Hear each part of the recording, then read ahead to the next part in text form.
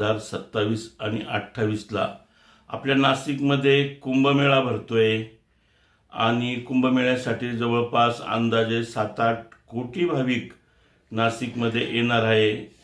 आणि कुंभमेळा म्हणला की हा 12 वर्षातून एकदा येतो आणि नाशिक शहरासाठी विकासाची पर्वणी ठरतो।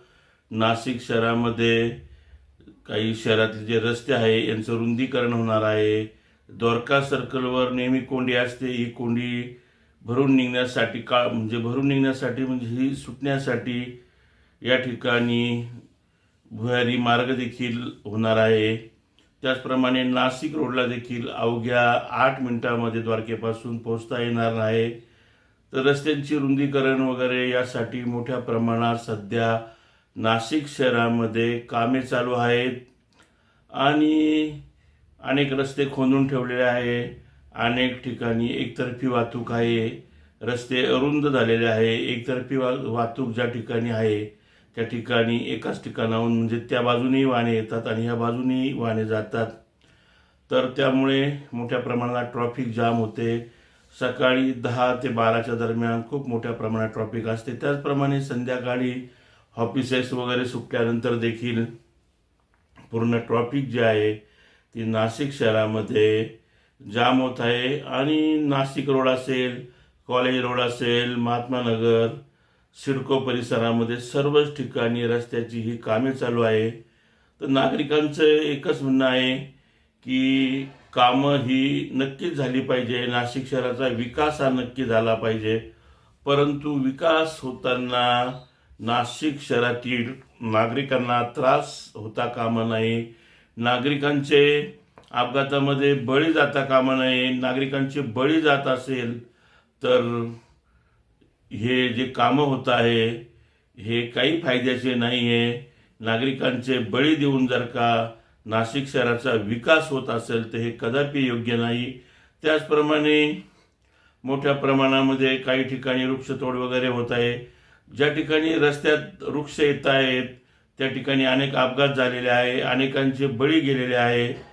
तर अशा ठिकाणची वृक्ष तोडून आणि ती पूर्णपणे काढून त्याचं नवीन त्या वृक्षांना पुनर्जीवन देणं महत्त्वाचं आहे।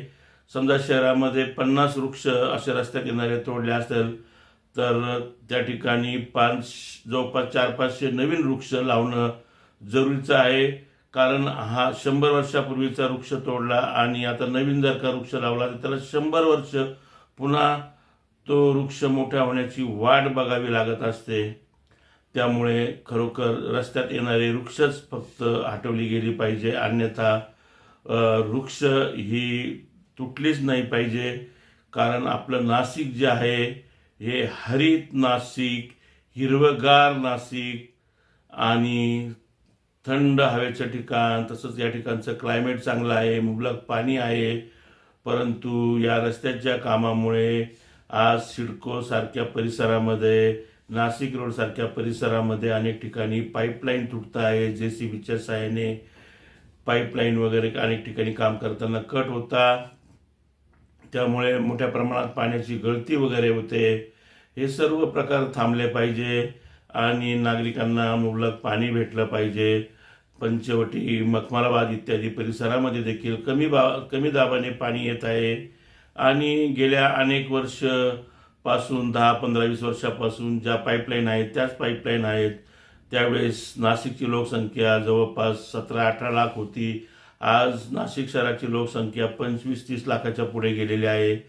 त्यामुळे वाढलेल्या लोकसंख्येसाठी ह्या ज्या पाईपलाईनची जी म्हणजे आपण व्यास असतो मोठा मोठी अरुंद झालेली पाईपलाईन मोठ्या आकाराची होणं महत्त्वाचं आहे। नवीन पाईपलाईन टाकल्या पाहिजे आणि भविष्यामध्ये देखील नाशिकची लोकसंख्या वाढणार आहे, यासाठी आत्ताच उपाययोजना केलं पाहिजे, नियोजन केलं पाहिजे। पुढच्या 40-50 वर्ष देखील पुन्हा नवीन पाईपलाईन टाकण्याची गरज पडणार नाही। अशा रीतीने मोठी पाईपलाईन नाशिक शहरामध्ये, विविध नगरामध्ये, विविध भागामध्ये होणं महत्त्वाचं आहे। त्याचप्रमाणे आता काँक्रिटीकरण रस्ता होणार आणि परत पुन्हा पुढच्या वर्षी तो रस्ता तोडायचा, परत एखादी MGL सारखी गॅस लाईन येणार, एखादी इंटरनेटची लाईन येणार, त्यासाठी पुन्हा खोदकाम करायचं. असं न करता ज्यावेळेस आपण या रस्त्याचं खोदकाम करतो तर या ठिकाणी एखादा असे मोठा पाईप टाका दोघं बाजूने, आणि या पाईपातून त्या वायर कोणतंही खोदकाम न करता या वायर टाकल्या गेल्या पाहिजे, भूमिगत तारा. आणि यातून म्हणजे मग गॅसची लाईन असेल किंवा एखादी इंटरनेटची वायर असेल तर ह्या गेल्या पाहिजे.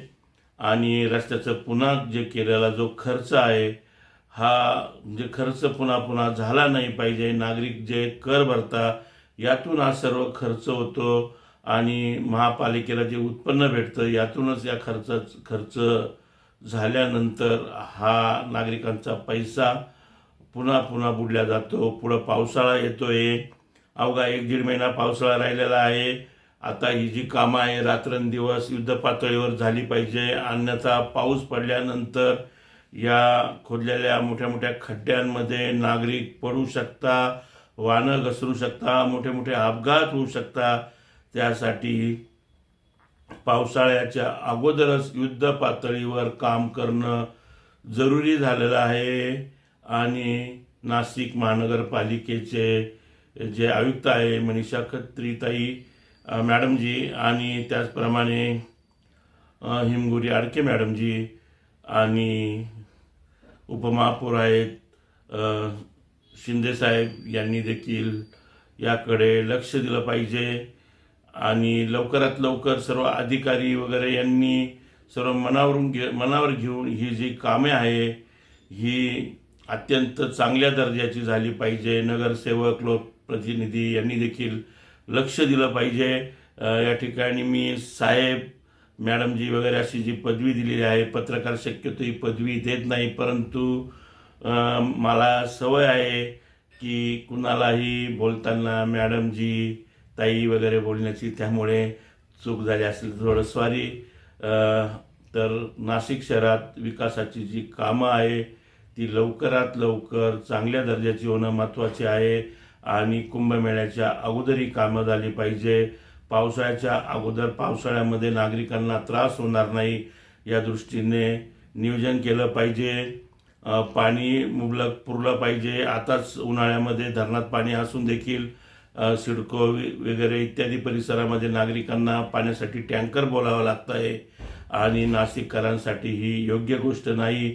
त्याचप्रमाणे येणारे जे भाविक आहे, पर्यटक आहे, यांच्यासाठी नाशिक शहरातील चौकामध्ये CCTV कॅमेरे वगैरे बसणं महत्त्वाचे आहे.